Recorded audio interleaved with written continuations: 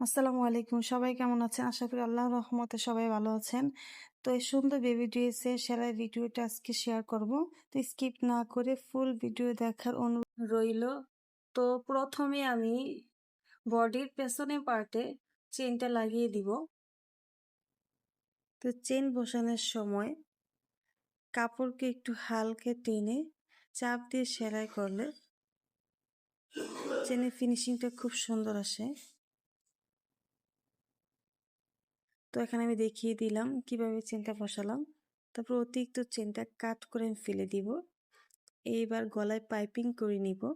তো পাইপিংয়ের জন্য এখানে আমি আড়াআড়ি বা তেরসা করে কাপড় কেটে নিয়েছিলাম 2 ইঞ্চি। সেটা মাঝখানে বাঁশ দিয়ে বডি পার্টের উপর রেখে 200 পরিমাণ কাপড় রেখে আমি সেলাই করে দিচ্ছি।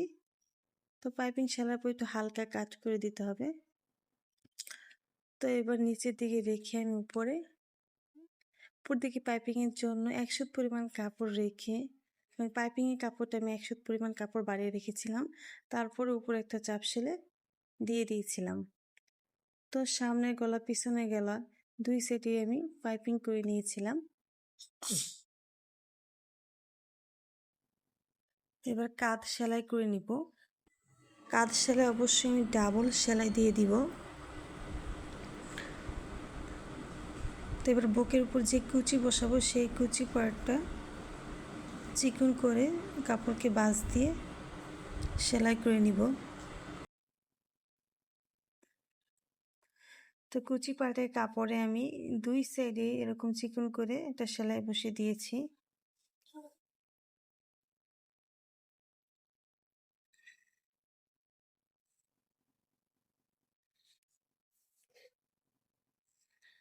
তো এবার এর উপর কুচি বসিয়ে নিব।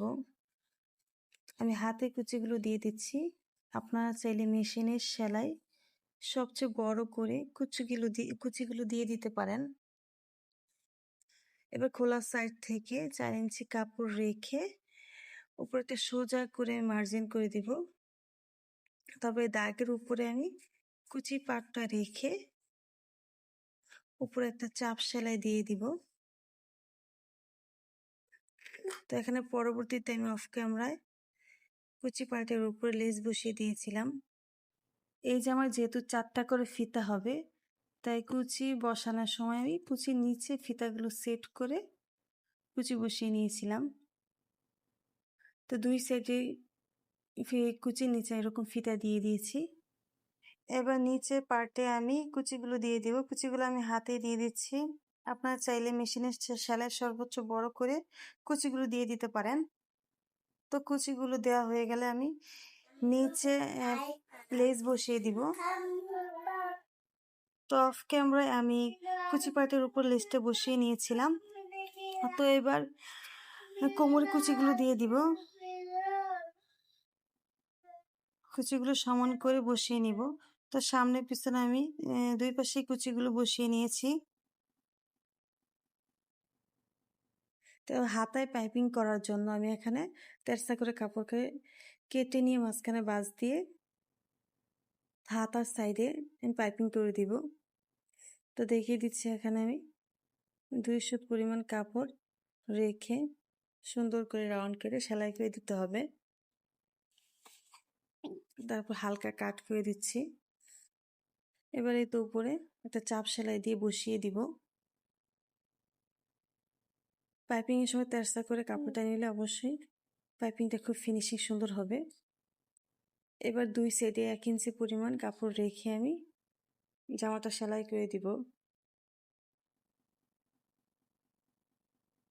অবশ্যই চাপ সেলাই দিয়ে দিবেন।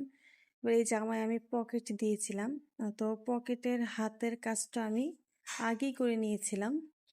তো এবার পকেটে চিকন করে একটা সেলাই করে দিব, একটা কাপড়কে একটা বাঁশ দিয়ে।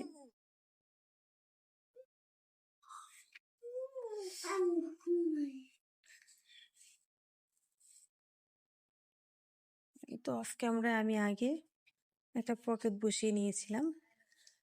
তো কাপড়ের উপর পকেটটা রেখে আমি ঘুরিয়ে ঘুরিয়ে সেলাই করে দিচ্ছি। এবার উপরে একটা লেস বসিয়ে দিব। যারা টুকটাক হাতের কাজ করতে পারেন তারা চাইলে এরকম এক কালার জামা হাতের কাজ ছাড়াও কাস্টমাইজ করে নিতে পারবেন। তো আসসালামু আলাইকুম।